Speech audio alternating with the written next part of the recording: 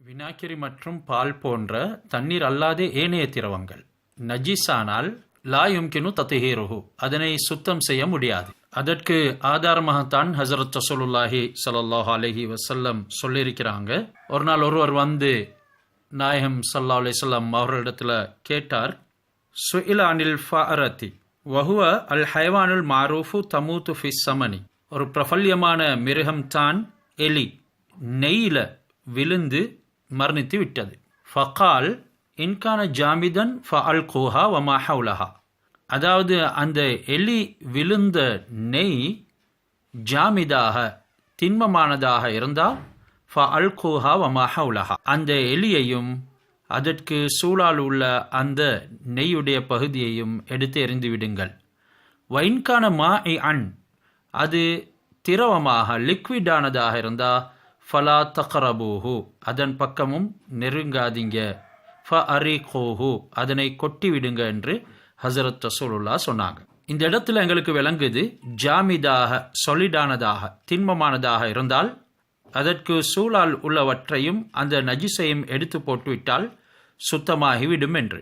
நெய் மட்டுமல்ல, அது அல்லாத ஏனைய வஸ்துக்களும் தான், தேங்காய் எண்ணெய் போன்றவைகள், இவைகளும் திண்மமாக இருக்கும் பட்சத்தில் விழுந்துவிட்டால் இந்த முறையில் செய்வதின் மூலமாக எங்களுக்கு அதனை பாவித்து கொள்ள முடியும்.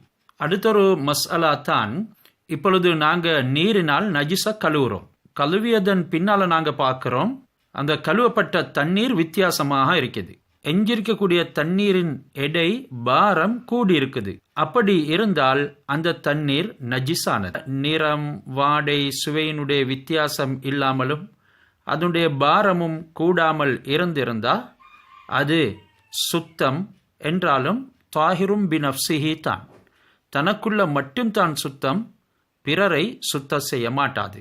அதன் மூலமாக எங்களுக்கு உழு எடுக்கவோ ஜனாபத்தை நீக்கவோ இப்படி எதுவுமே செய்ய முடியாது. இப்பொழுது நஜிஸை கழுவி எஞ்சிய தண்ணி குள்ளத்தேனை அடைந்திருக்கிறது என்று வைத்துக்கொள்வோம்.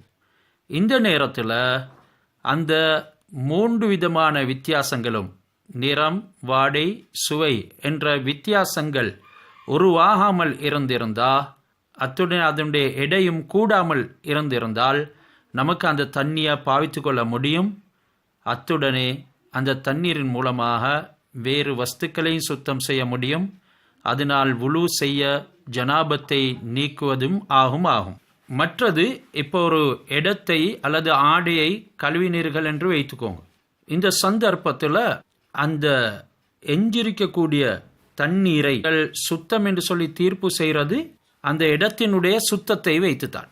இடமோ ஆடையோ சுத்தமாக இருந்தால் அதனை நாங்கள் தண்ணீரையும் சுத்தம் என்று சொல்வோம்.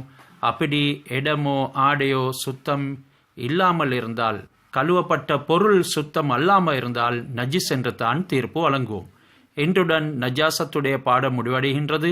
அடுத்தது கிதாபு ஸலா, தொழுகை சம்பந்தமான பாடத்தை நாங்கள் இன்ஷா அல்லாஹ் ஆரம்பிப்போம்.